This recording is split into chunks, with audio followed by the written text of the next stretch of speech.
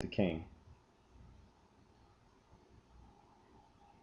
I'm happy to join with you today in what will go down in history as the greatest demonstration for freedom in the history of our nation. 50 years ago, a great American in whose symbolic shadow we stand today signed the Emancipation Proclamation. This momentous decree came as a great beacon light of hope to millions of Negro slaves who had been seared in the flames of withering injustice. It came as a joyous daybreak to end the long night of their captivity. But 100 years later, the Negro is still not free. 100 years later, the life of the Negro is still sadly crippled by the manacles of segregation and the chains of discrimination.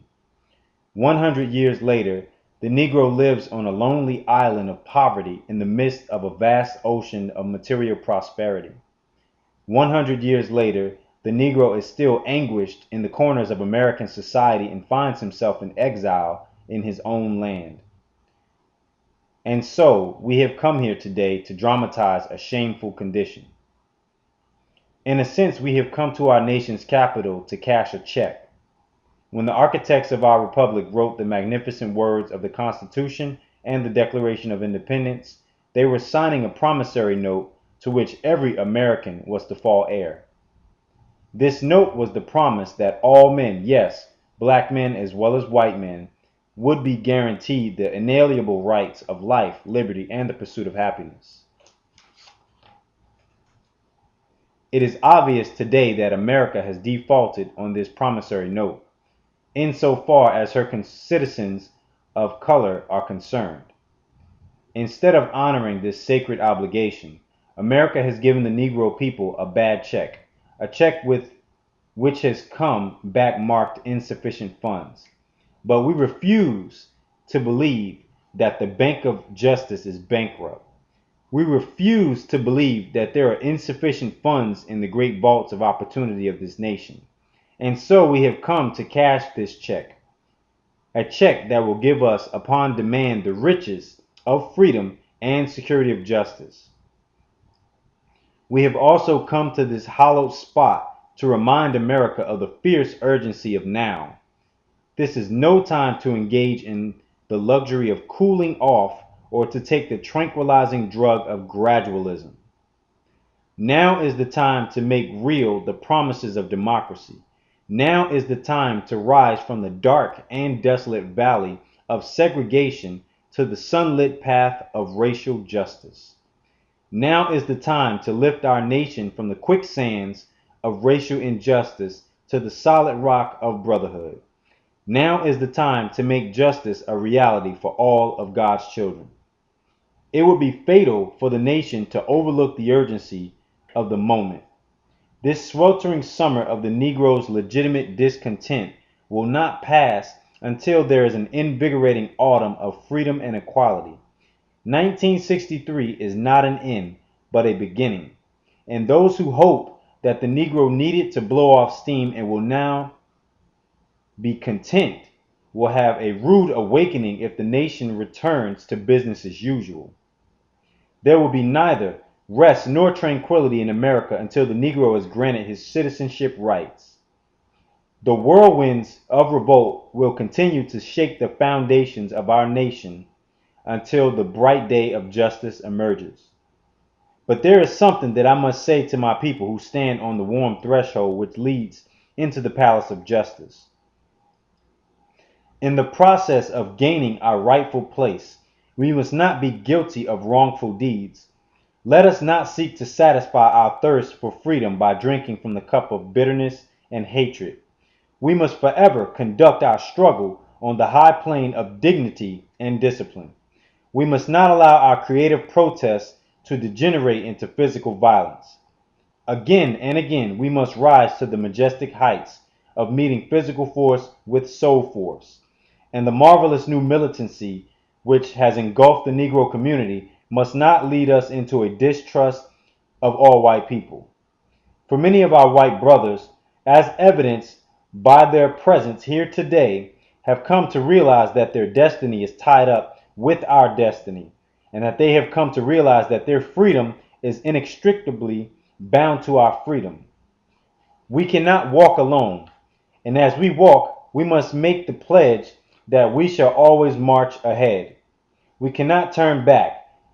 There are those who are asking the devotees of civil rights, when will you be satisfied? We can never be satisfied as long as the Negro is the victim of the unspeakable horrors of police brutality. We can never be satisfied as long as our bodies, heavy with the fatigue of travel, cannot gain lodging in the motels of the highways and the hotels of the cities. We cannot be satisfied as long as the Negro's basic mobility is from a smaller ghetto to a larger one. We can never be satisfied as long as our children are stripped of their selfhood and robbed of their dignity by signs stating "for whites only." We cannot be satisfied as long as the Negro in Mississippi cannot vote and a Negro in New York believes he has nothing for which to vote. No, no, we are not satisfied, and we will not be satisfied until justice rolls down like waters and righteousness like a mighty stream.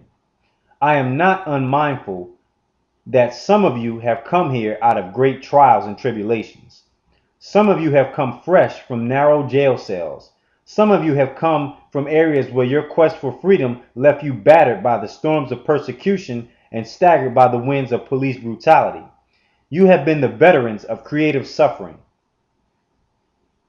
Continue to work with the faith that unearned suffering is redemptive. Go back to Mississippi. Go back to Alabama. Go back to South Carolina. Go back to Georgia. Go back to Louisiana. Go back to the slums and ghettos of our northern cities, knowing that somehow this situation can and will be changed. Let us not wallow in the valley of despair. I say to you, my friends, even though we face the difficulties of today and tomorrow, I still have a dream. It is a dream deeply rooted in the American dream.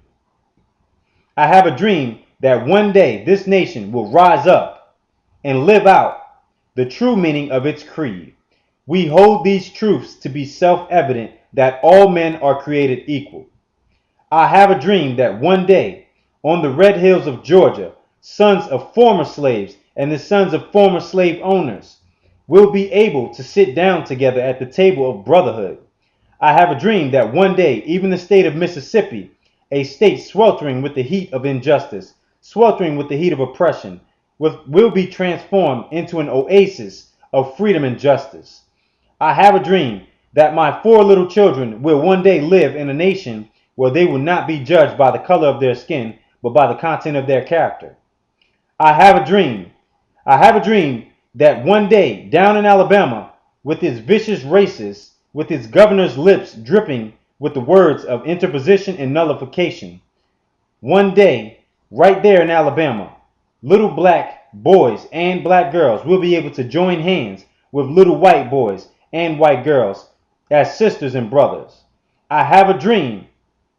I have a dream that one day every valley shall be exalted and every hill and mountain shall be made low. The rough places will be made plain and the crooked places will be made straight. And the glory of the Lord shall be revealed, and all flesh shall see it together. This is our hope. This is our faith, that I go back to the South with this. And with this faith, we will be able to hew out of the mountain of despair a stone of hope. With this faith, we will be able to transform the jangling discords of our nation into a beautiful symphony of brotherhood. With this faith, we will be able to work together, to play together, to struggle together, to go to jail together, to stand up for freedom together, knowing that we will be free one day.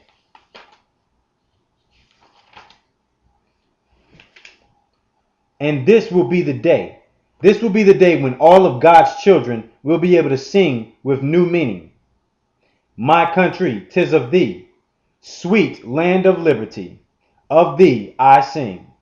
Land where my fathers died, land of the pilgrim's pride, from every mountain side, let freedom ring. And if America is to be a great nation, this must become true. And so let freedom ring from the prodigious hilltops of New Hampshire. Let freedom ring from the mighty mountains of New York. Let freedom ring from the heightening Alleghanies of Pennsylvania. Let freedom ring from the snow-capped Rockies of Colorado. Let freedom ring from the curvaceous slopes of California. But not only that, let freedom ring from Stone Mountain, Georgia. Let freedom ring from Lookout Mountain of Tennessee. Let freedom ring from every hill and molehill of Mississippi. From every mountainside, let freedom ring. And when this happens, when we allow freedom to ring, when we let it ring from every village and every hamlet, from every state and every city, we will be able to speed up that day when all of God's children, black men, white men, Jews and Gentiles, Protestants and Catholics, will be able to join hands and sing in the words of the old Negro spiritual. Free at last, free at last. Thank God Almighty, we are free at last.